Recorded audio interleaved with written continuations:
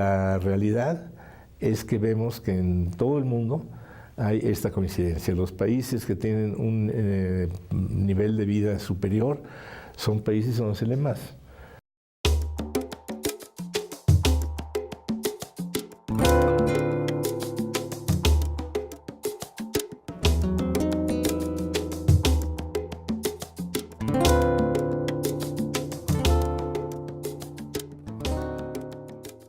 Y así lo siento, y lo he sentido muchas veces en momentos semejantes en mi vida, que lo mejor está por venir. Que me siento en deuda hacia el futuro. Así me definiría. Dado el poquísimo tiempo que tenemos, como única receta es que necesitamos hacer este país un país eminentemente lector.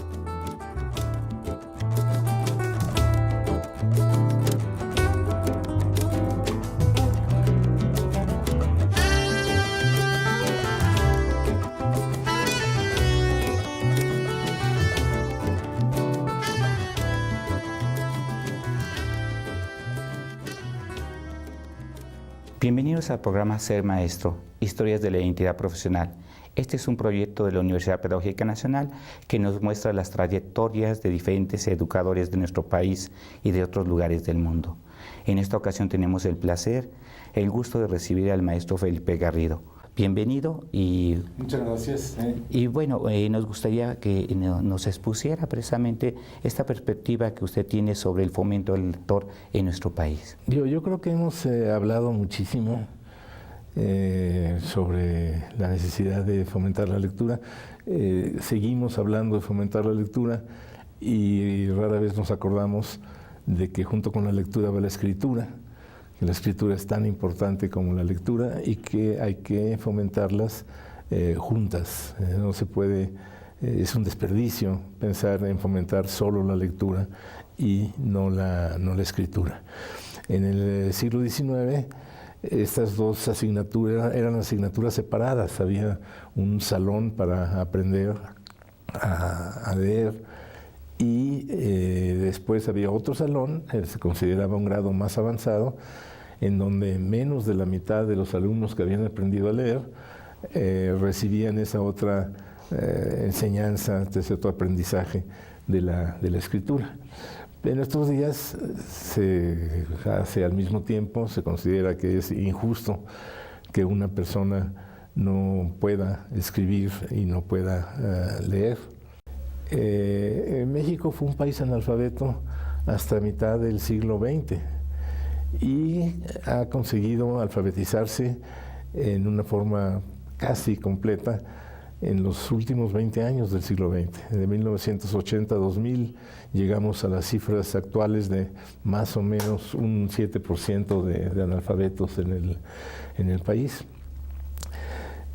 Hay quienes piensan que eso es suficiente.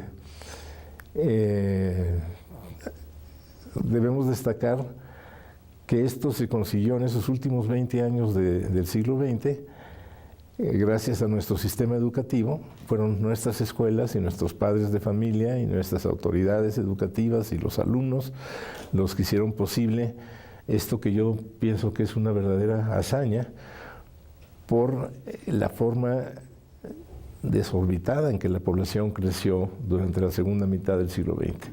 Es decir, fuimos capaces de pasar de un 26% de analfabetos más o menos a un 7%, a pesar de que la población casi se triplicó. Entonces, ese es un dato importante. Es decir, cuando nos propusimos en serio acabar con el analfabetismo, lo pudimos hacer. Todavía no hemos pasado al momento de ocuparnos en serio de la formación de lectores.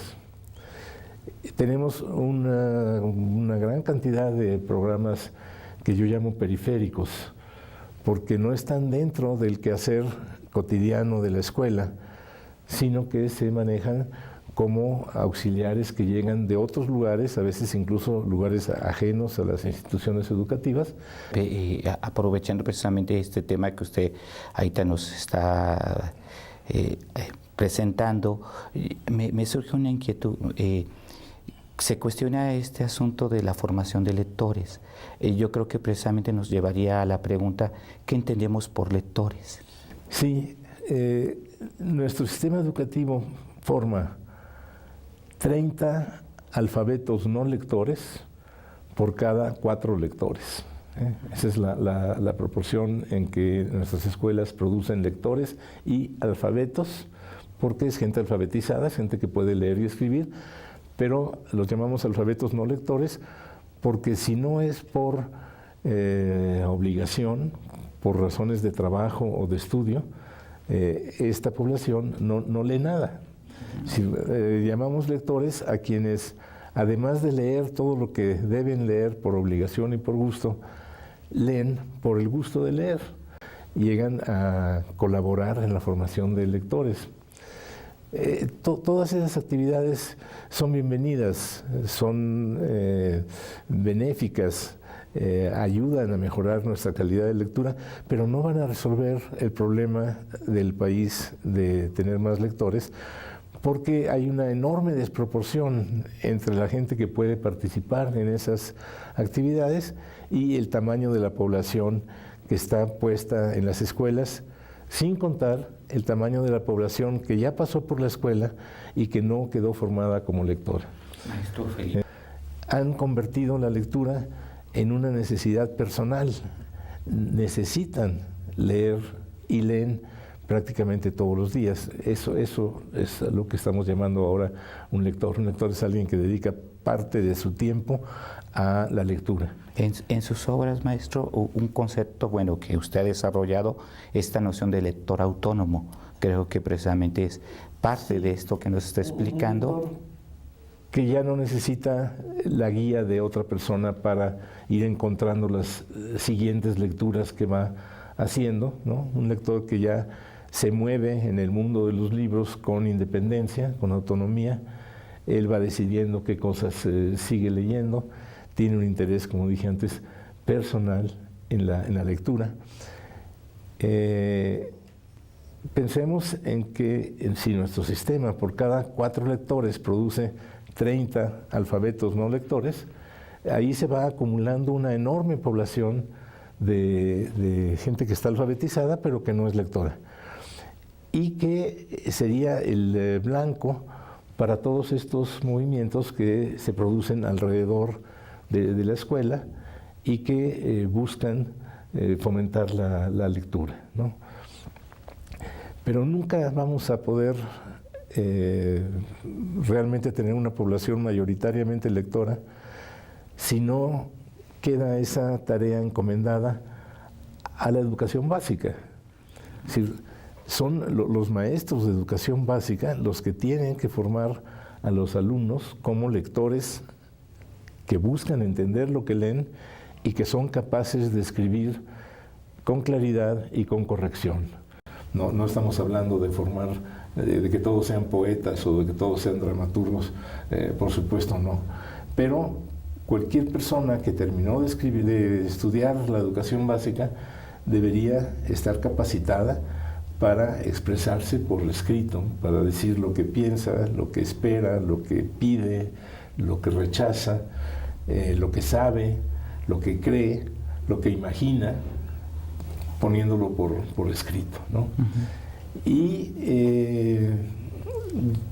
en la práctica, la finalidad de la educación básica ha sido alfabetizar a la población. Y eso lo ha hecho muy bien, la población está alfabetizada. Yo creo que hace falta cambiar la meta de la educación básica, cambiar el propósito de la educación básica, que la Secretaría de Educación Pública y las Secretarías de Educación estatales y todos los organismos que tienen que ver con esto decidan y declaren y trabajen para que el propósito de la educación básica sea formar lectores que se esfuercen por entender lo que leen y que sean capaces de comunicarse por escrito, que sean capaces de transformar sus conocimientos, sus creencias, sus deseos, sus esperanzas, sus fobias es transformarlos en un texto que puede estar en papel, que puede estar en una pantalla electrónica, eso es secundario, pero la capacidad de escribir es una necesidad urgente del país. La educación básica, el objetivo central de la educación básica es que los alumnos queden formados en lectores capaces de escribir. Y uno puede preguntarse, bueno, ¿por qué esa insistencia? Y yo creo que necesitamos más lectores capaces de escribir para que este país sea un país más próspero, más ordenado, más pacífico, más creativo. Hay dos datos que yo creo que son muy importantes. Uno, los alumnos que tienen mejores calificaciones, que tienen mejor desempeño escolar, son mejores lectores que sus compañeros. ¿Qué quiere decir mejor lector? Quiere decir un lector que entiende mejor lo que lee y que lee más. Y en promedio, siempre encontraremos excepciones, siempre encontraremos una muchacha, un muchacho que detestan la lectura y que son espléndidos alumnos, pero esos son las excepciones. En promedio, los alumnos que tienen mejor desempeño escolar son alumnos que están por encima del promedio de sus compañeros como lectores. Y los lugares donde se lee más son lugares donde se vive mejor. Si nosotros hacemos una lista de los municipios, de las ciudades o de las delegaciones en México, donde los niveles de bienestar son más altos, vamos a ver que coincide con los lugares donde se lee más y donde hay más oportunidades alrededor del libro, donde hay más bibliotecas, donde hay más librerías, donde hay más programas de lectura, donde se acostumbra leer más. Se ha discutido muchísimo qué va primero y qué va después. Es una discusión como la del huevo y la gallina. Donde se lee más se vive mejor, o donde se vive mejor se lee más. Bueno, yo no perdería tiempo en decidir cuál es el orden. La realidad es que vemos que en todo el mundo hay esta coincidencia. Los países que tienen un nivel de vida superior son países donde se lee más. Dentro del país nuestro, dentro de México, las regiones, como dije antes, los municipios, las ciudades, los pueblos, las colonias, donde se vive mejor, tienen un mayor promedio de lectura, ¿no? Entonces, para eso queremos más lectores, para que se viva mejor en nuestro país. Sí. Vuelvo a insistir sobre este asunto. Usted definía que leer para entender, decía, o sea, una de las características básicas es que se considera que aquellos que entienden la lectura son, digamos, como grupo, esta modalidad de quienes tienen esa posibilidad de apropiarse de esos instrumentos básicos. Va ligado también con el asunto de la comprensión. ¿Qué es lo que pensamos cuando hablamos de entender lo que se lee? El aspecto central de la lectura es la comprensión. Si yo tomo un libro de alguna materia que no conozco ni por el forro y empiezo a leer lo que dice ese libro por ahí en cualquier capítulo, voy a ser capaz de repetir las palabras porque estoy alfabetizado, y entonces si el libro está en español no tendré ningún problema para leer varias páginas que no entenderé porque no conozco nada de esa materia. Realmente esa no es una operación de lectura, realmente no estoy leyendo, estoy repitiendo como si fuera una máquina automática lo que está puesto en esas páginas, pero no estoy entendiendo, por lo tanto no estoy leyendo en realidad.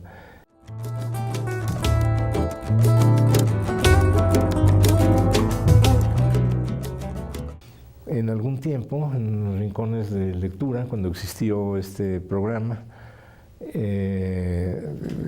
los libros de Rincones se vendían a precios bajísimos, porque era exactamente el costo del libro en el que se vendía el libro.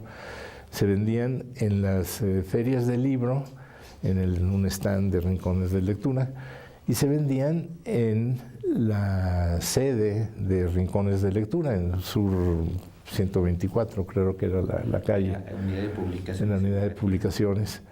Ahí los libros se vendían porque los libros deben estar en la casa, o sea, algunos libros deben estar en la casa.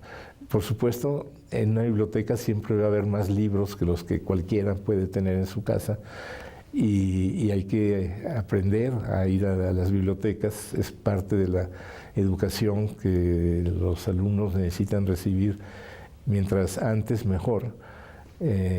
Cómo se trabaja en una biblioteca, cómo se piden los libros prestados, cómo se averigua lo que hay ahí de libros. Y hay la posibilidad, cuando se habla, por ejemplo, cuando se dice que son demasiado caros los libros, yo no creo que los libros son demasiado caros, creo que cuestan lo que tienen que costar. Y que además existen instituciones como las bibliotecas, donde no cuesta nada, donde se puede leer sin que eso signifique desembolsar ningún dinero. Entonces uno puede habituarse a ir a alguna biblioteca que quede más o menos cerca. Sé que hay lugares donde esto no es nada fácil. Por eso las escuelas deberían tener biblioteca, no nada más un grupo de libros acomodados en un salón, sino una biblioteca que funcione como biblioteca, donde los alumnos puedan consultar qué hay, puedan pedirlo, puedan tener el auxilio del bibliotecario, para que los oriente en sus lecturas, para que si un alumno está leyendo un libro sobre la fauna de Tabasco y quiere luego saber más sobre el Tepezcuintle, ese bibliotecario debe poder ayudarlo para que dentro de lo que hay en la propia biblioteca pueda encontrar cómo avanzar en sus lecturas, ¿no?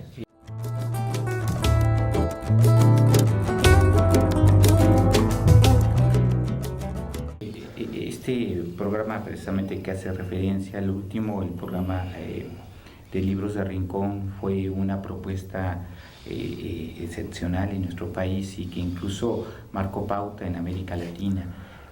Programa fundado por la maestra Marta Acevedo. Así es. En los años 80 y posteriormente retomado por usted. Una buena el tiempo en que... No. Marta dirigió el programa durante sus primeros 8 años de vida del programa. Luego, en el siguiente cambio sexenal que hubo, yo llegué a dirigir Rincones, lo dirigí los últimos 6 años de Rincones. Rincones terminó con la llegada del presidente Fox al poder y del secretario Reyes Tamés a Educación Pública, y acabó Rincones de Lectura. Yo creo que Rincones de Lectura era un programa muy importante porque la primera meta del programa eran los maestros.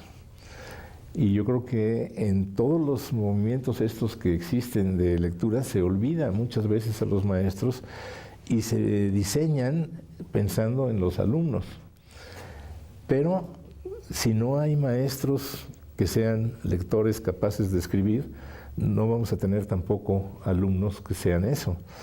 Cuando yo digo que el propósito central de la educación básica es formar lectores capaces de producir textos, no desconozco que hay un requisito anterior, que es haber formado a los maestros de manera que ellos mismos sean lectores capaces de producir textos y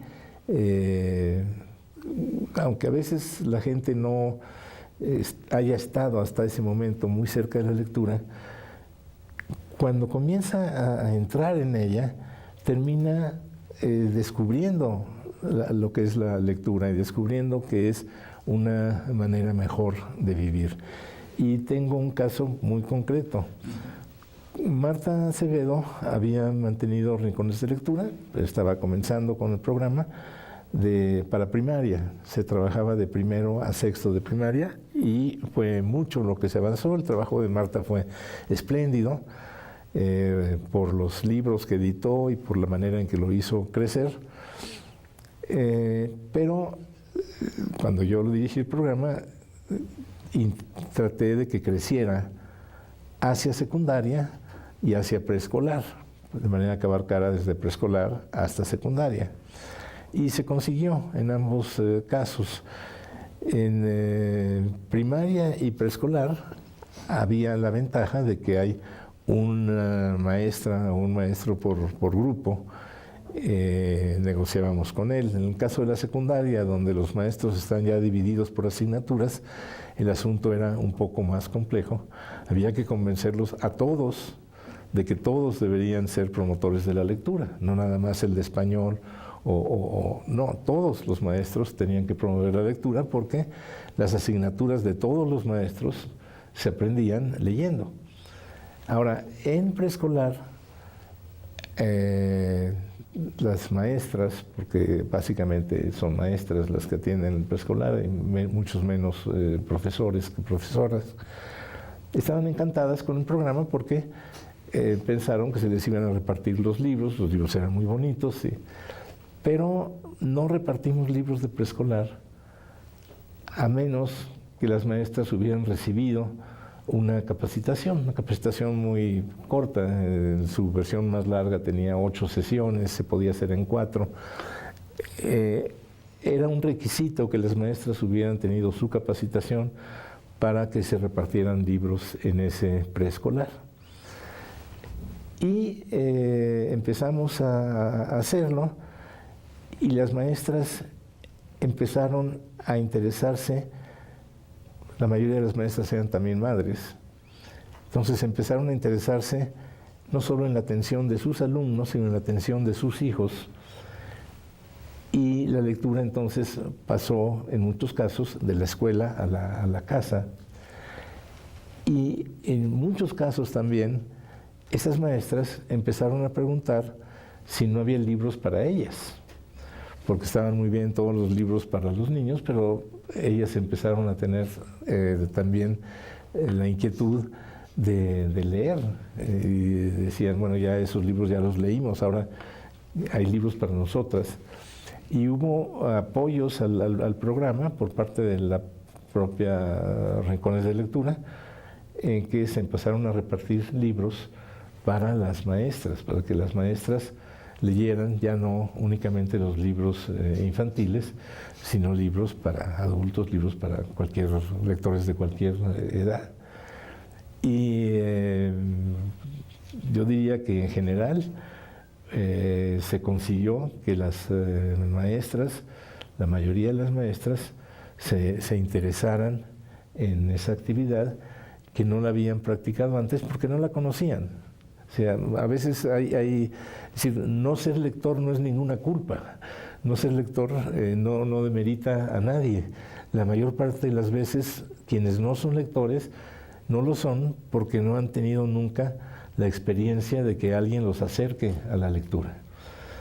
La mejor forma de acercar a la lectura a alguien es leerle en voz alta. La lectura en voz alta es el método básico para el contagio del gusto por leer. Entonces, hay una gran parte de la población que nunca ha tenido, nunca se le ha leído, nadie le ha leído nunca nada.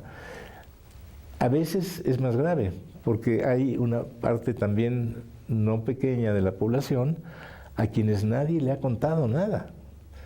La lectura comienza en una etapa oral, con esas historias que se cuentan de viva voz, esas historias que los mayores cuentan a los menores y que pueden ser ficticias, pueden ser cuentos, y son también, digamos, reales.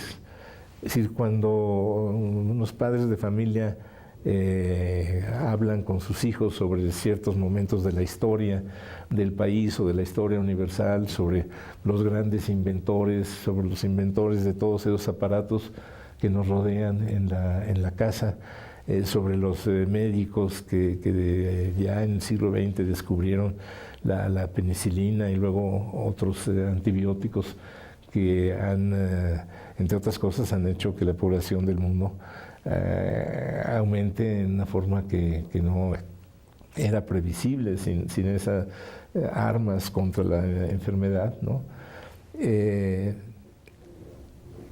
Las historias, un niño, digamos así, un niño que tenga un poco de suerte, va a conocer muchísimas historias de la historia de su familia, de su país, cuentos como los cuentos de Grimm, los cuentos de Andersen, de Pascuala Corona.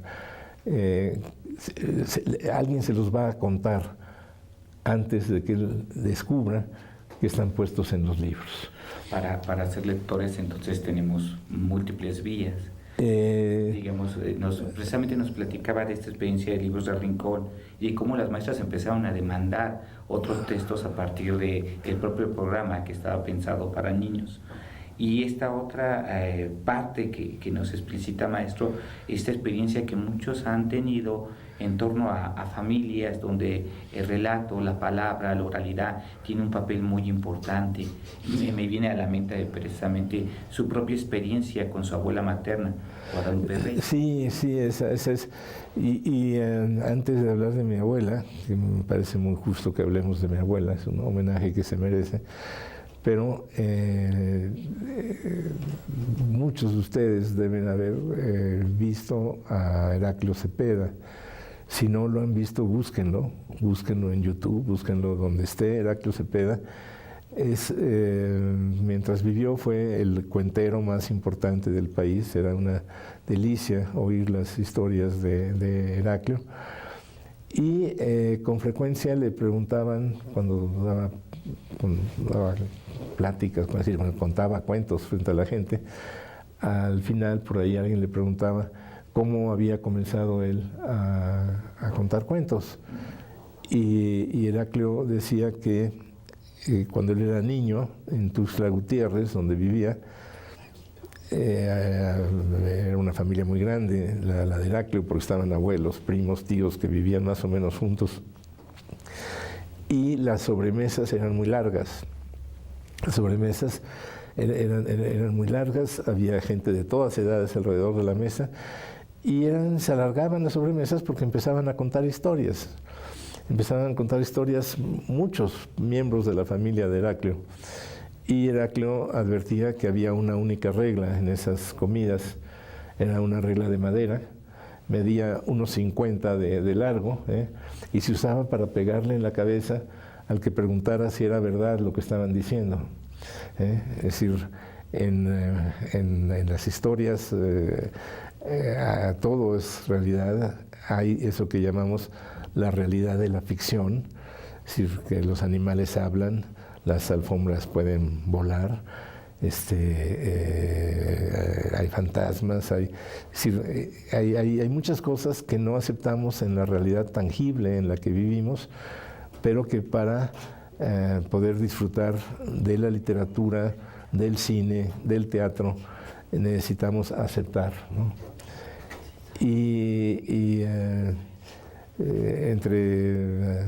Yo creo que mi abuela se las podía dar del tú por tú con Heraclio fácil, Mi abuela materna era una extraordinaria contadora de historias y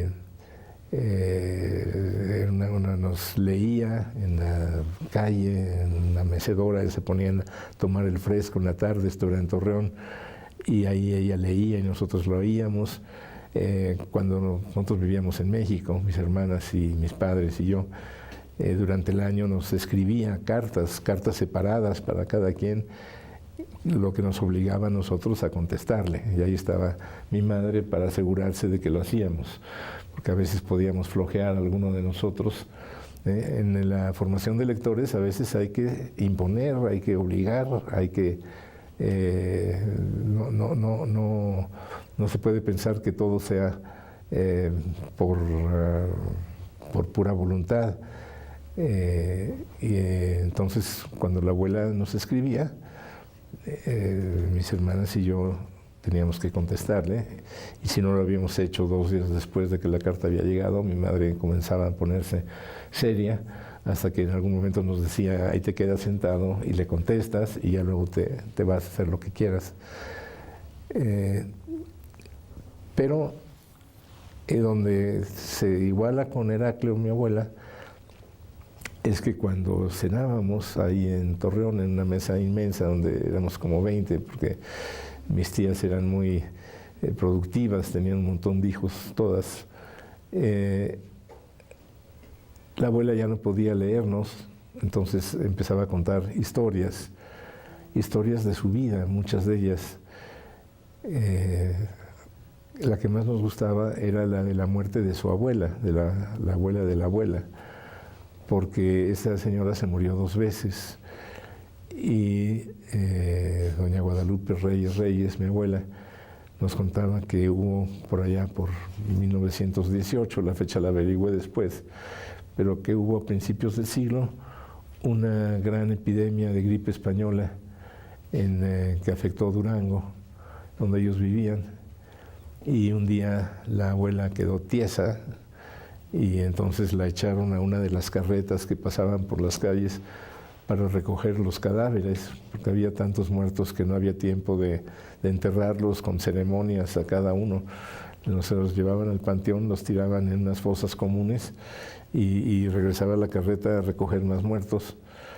A la abuela se la llevaron y quienes se quedaron en la casa le pusieron un altarcito, pusieron una mesa con un retrato de ella y una vela o 2 velas y iban a rezar unos rosarios, pero antes de rezarle los rosarios se repartieron sus cosas. Lo primero que hicieron fue ver qué tenía la abuela y cada quien agarró algo y las pocas pertenencias de doña Guadalupe desaparecieron muy pronto. Luego de eso ya empezaron a rezar y iban en el segundo rosario cuando oyeron unos golpes en la puerta. Para entonces ya había anochecido, hacía mucho viento, era una noche más bien lúgubre y no se atrevía nadie a abrirle a no se sabía quién. Cuando por fin alguien abrió, ahí estaba la abuela, toda cubierta de blanco. Alguien le gritó de inmediato, ya no tienes nada, regrésate al panteón, no tienes nada que hacer aquí. Pero la abuela, que era enérgica, se metió y se sentó a la mesa y pidió de cenar, tenía hambre, encendió un cigarro de hoja, que era lo que ella fumaba, y pidió un vasito de aguardiente.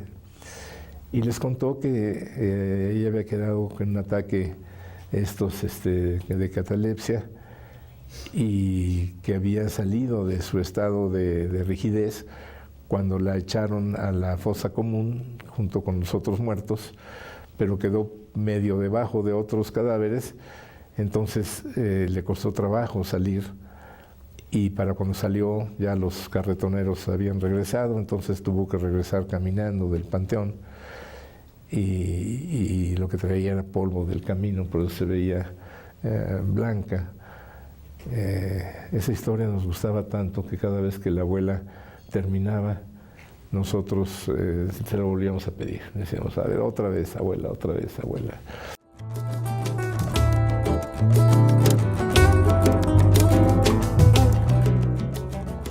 Todos somos aficionados al chisme y todos los días contamos historias. Todos los días contamos qué hicimos en la mañana, dónde fuimos, cómo nos fue, a quién vimos.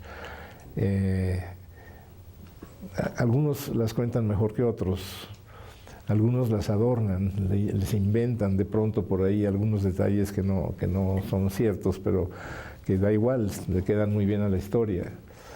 Otros son más torpes para contar,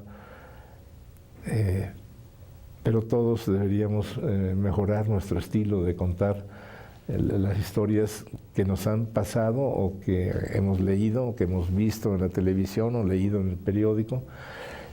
Y ese es uno de los caminos que nos llevan a la lectura.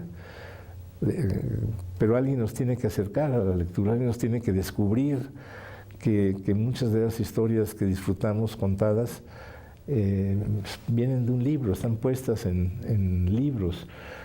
Y esa parte de la literatura que nos enseña a darnos cuenta de cómo somos los seres humanos, esa tendría que ser una lectura de todos, porque todos vivimos y todos sentimos las mismas pasiones, las mismas... tenemos más o menos los mismos miedos, las mismas esperanzas. Entonces, la literatura nos enseña a conocer a los demás y a conocernos a nosotros.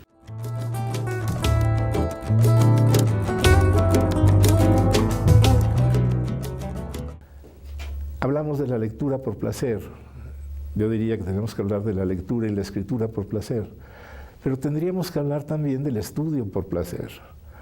Estudiar nos da muchísimas satisfacciones, nos da muchos momentos de placer. Tener conciencia de que hemos aprendido algo que no sabíamos, de que hemos descubierto algo que ignorábamos, de que estamos avanzando en el conocimiento de un tema o de una materia, que nos vamos haciendo capaces de manejar lo que hemos ido aprendiendo. Eso, digamos que es responsabilidad de nosotros, de los maestros, tomar conciencia de que el estudio es placentero también y transmitir esa conciencia a los alumnos.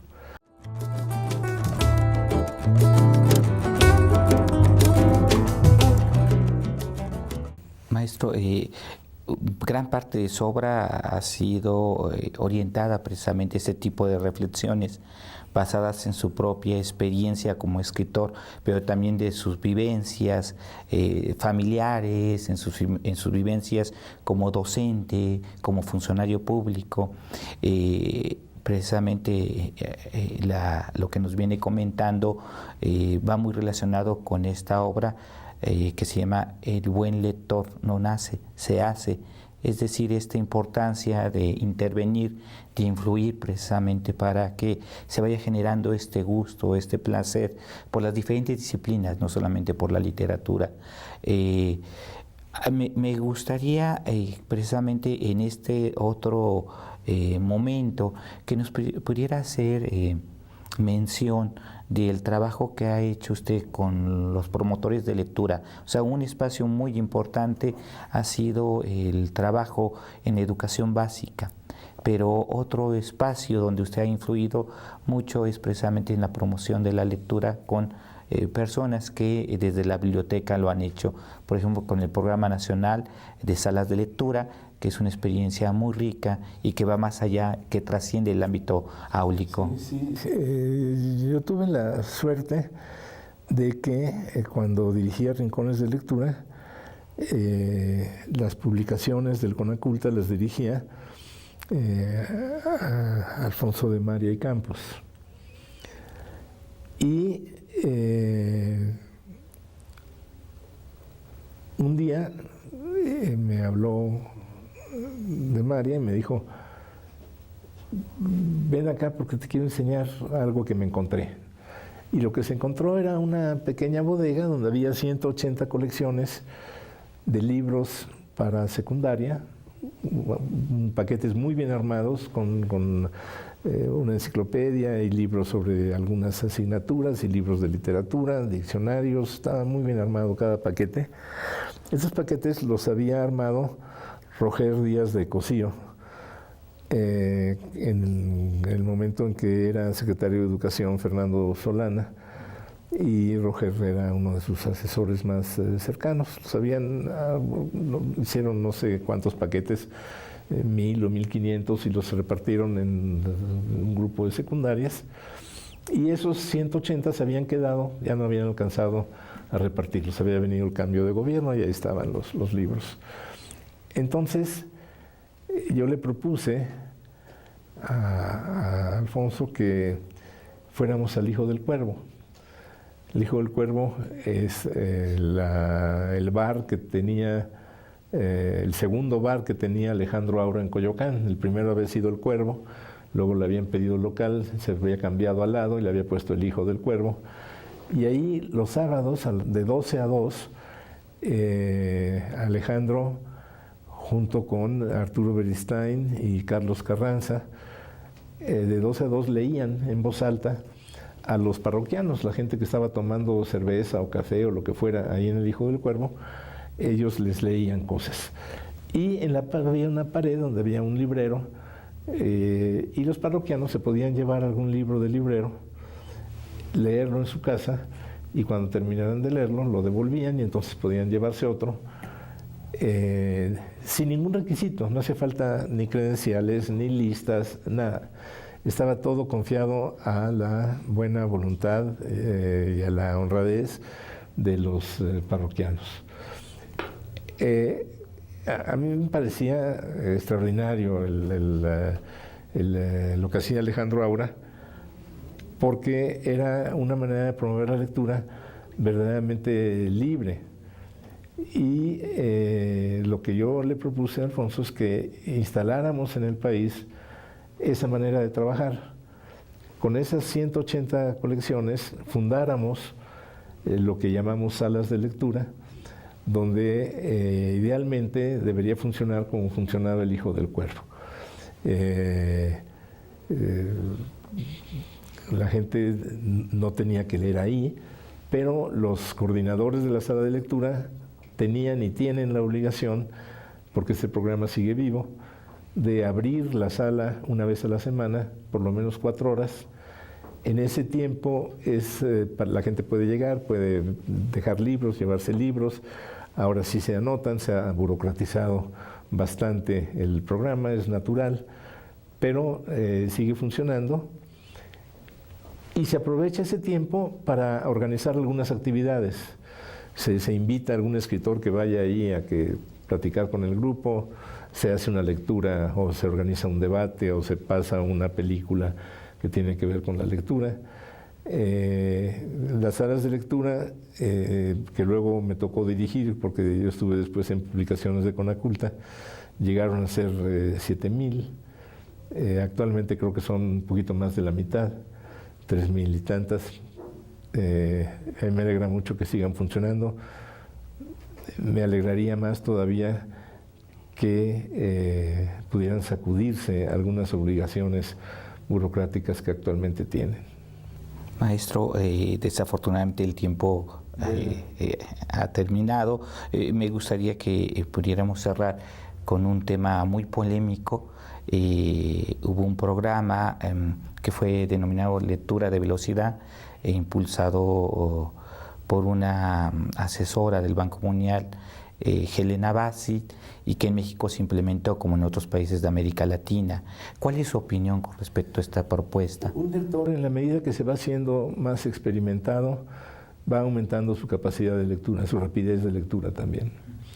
Entonces es normal que un lector experimentado, ejercitado, un buen lector que entiende lo que lee y que lee todos los días de su vida, lee mucho más rápido que un niño que está empezando a juntar las palabras. Entonces, la idea de que la velocidad de lectura es un dato importante, yo la sostengo. Convertirlo en meta tiene el inconveniente de que la gente que lo va a manejar no puede separar las dos cosas, y de pronto parece que lo más importante es leer a prisa. No, lo más importante no es leer a prisa, lo más importante es entender lo que se lee.